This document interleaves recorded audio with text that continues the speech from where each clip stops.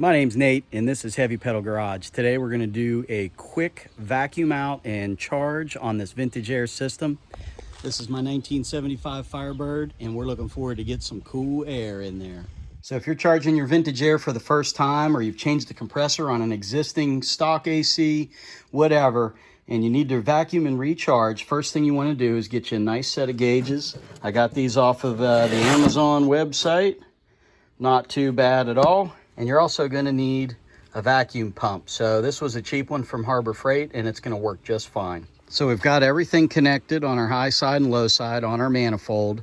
Our manifold valves are closed. And then we've got our red and blue hooked up to the high and low side on the compressor. And these are closed as well. So I've got my vacuum set up, ready to go, connected to the yellow. And I've got my air line that runs to my air compressor.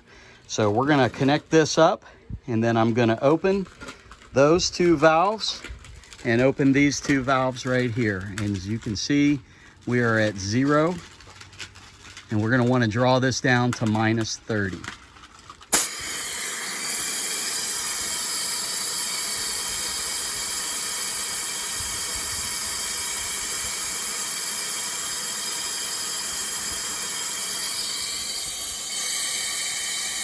See it drawing down.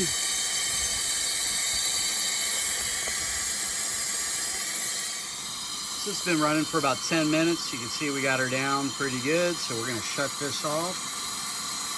Close both of these down. And now we can disconnect our air. All right, so basically we're holding vacuum. All these lines here are connected in, so they're telling us what's going on inside our system. And what we're going to watch for is making sure that this holds at -30. So I'm going to come back here in half an hour, periodically check it, and maybe let it hold for an hour or two and see what we got. So we're going on almost 2 hours, and you can see that our needle hasn't budged, so we have no leaks, which is cool. We don't have to search and destroy any leaks in this thing by tightening down all these different fittings and stuff, but I think we're in good shape. So we're going to go ahead and hook up our air again, and I'm going to let this vacuum out for, I don't know, maybe another hour or so, just to make sure we got all the impurities and moisture out of the system. All right, so we let her run for a good while. We know the system is nice and purged. It's all vacuumed out, and we're holding our -30. So I thought I'd note too, with the vintage air system that I installed this winter, I've had the belt and the compressor hooked up, but I haven't had my switch plugged in, so that there was no chance that I'd accidentally turn on the AC. So before I charge the system, I need to make sure I plug these in. So with this channel here, you're getting the real deal, okay? This is my first time doing this. So if you're watching this video, you probably haven't done this before, or you're trying to refresh your memory. So look, if you want to see a professional video, go check out Eric the Car Guy's video or Chris Fix.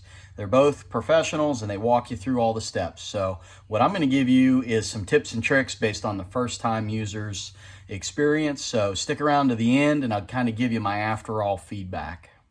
Next thing you're going to want to do is go into your kit, and you're going to hopefully have a couple different valves for your freon can. Make sure you use the right one, unlike I did. I used the wrong one for the can to start, which it was okay, but I ended up switching. So you'll see that here in a second. But 2 valves. This one's got a sharp tip on it for the Pierce type cans. Those will have like a foil cover on the top.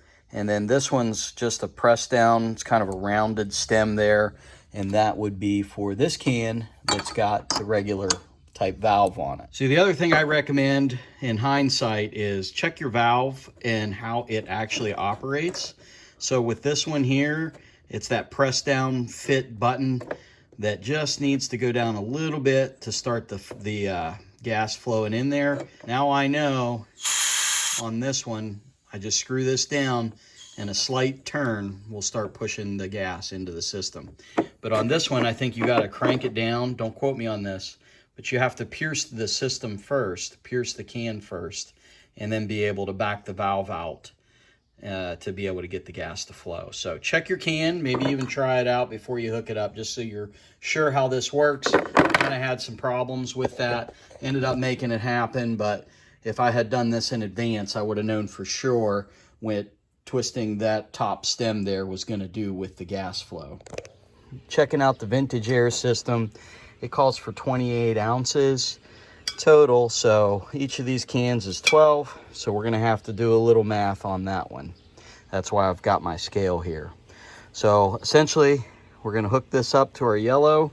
I wish I had a purge valve on the back, so when you shop for yours you may want to check for that, like a little Schrader valve where you push the needle in and you can purge the air out of the yellow line. I'm not going to be able to do that, so I'm going to go ahead and get this hooked up, and we're going to pierce our first can. Disconnected from the vacuum, hook the valve up to the can.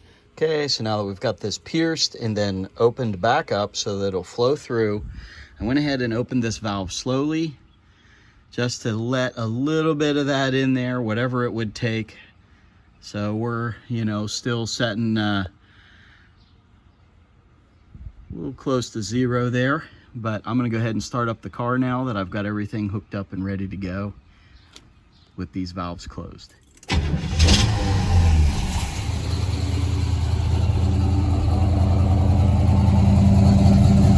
Love it. Okay, so we're gonna go ahead and turn this on, get it up on high and cold, and we're gonna open our low side slowly.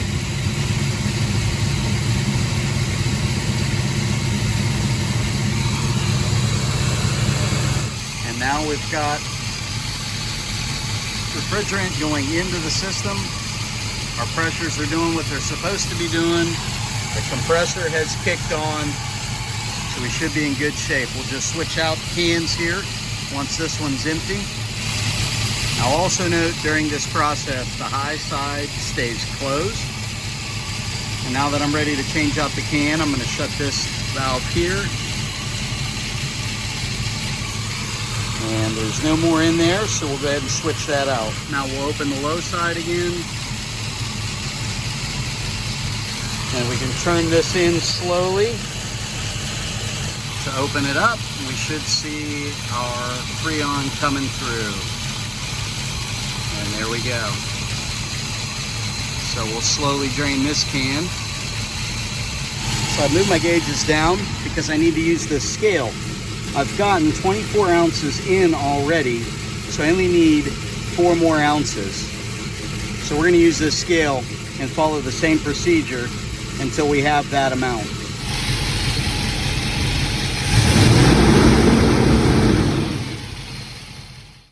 Okay, now that it's all hooked up and it's running well, I wanted to give you the summary of how to do this with my feedback since it was my first time. Lessons learned, right?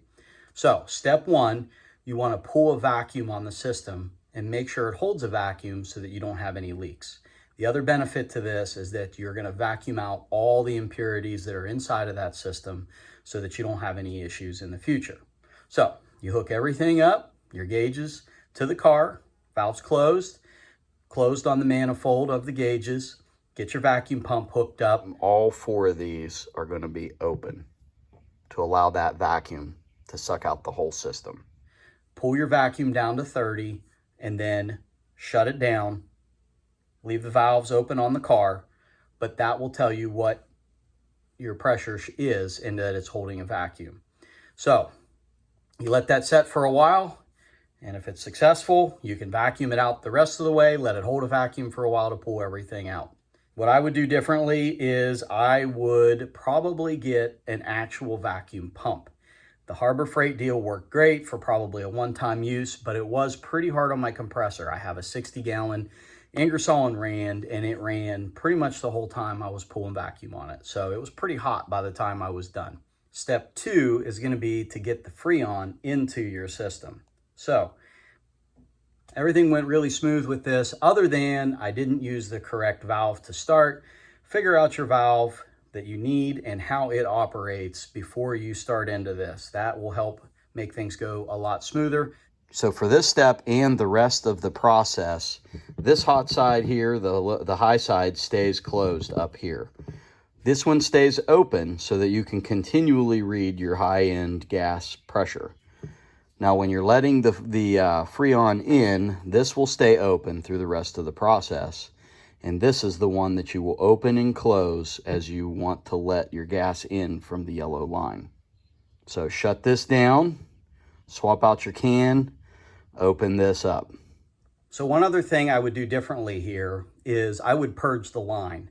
So my gauge set doesn't have that Schrader valve, but I went back and looked at some other videos on YouTube, and I did see where you could purge this yellow line when your freon can is hooked up by simply cracking this open a little bit. The yellow line, this brass fitting, just opening it up until some of that freon comes out, and then you can close it back down. So that is a way that you can purge that line. I'm not that worried about the fact that I didn't get to purge mine. I think it'll be okay, but you can just crack it a little bit and you'll be good to go. All right, so that's all you need to do to get the freon in there. Now that third can, I used the scale. That didn't work. All right, I tried to weigh it, the weight of the hose, it was wanting to like tip over. I couldn't get an accurate reading off of that scale. So I just went by the pressures, which we'll talk about that at the end of this, and I'll tell you how I tested it based on Vintage Air's recommendations. Once all your gas is in, to check your pressures, you're just going to keep these open and you're going to have these closed. And then your high and low side will read pressure just fine. So as I mentioned, the scale didn't work. So I drained a little bit of that third can out and I really started watching the pressures. I'd let a little bit of gas in from the third can and then I'd look at the pressure. So what is the right pressure? Well, at idle, I had about 30 on the low side. Now, according to Vintage Air, you're supposed to put the blower on medium, the windows closed.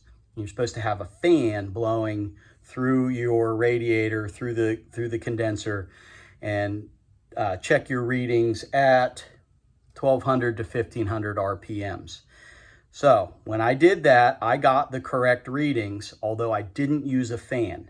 So I need to use a fan next time, because after I was fiddling around, got all the freon in there, I wasn't really paying attention to the engine temperature.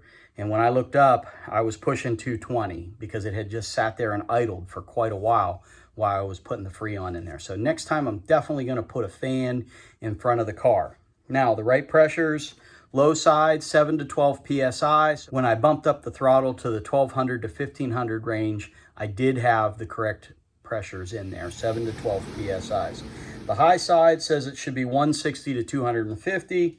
You know, and I think that those pressures are dependent on the temperature outside. So lastly, I tested it by using my heat gun to see what the temperature of the air coming out was, and it was pretty cold. Now, I don't know how accurate that laser gun is, you know, shooting it into the duct.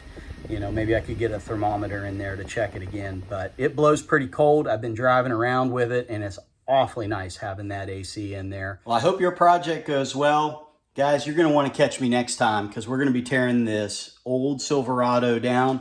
We're going to pull that Vortec LS platform motor out of there, the transmission, the harness. We're going to demo this truck so that we can pull everything we need out of there and put it in my 1989 Blazer. It's going to be a great video series, so catch me next time.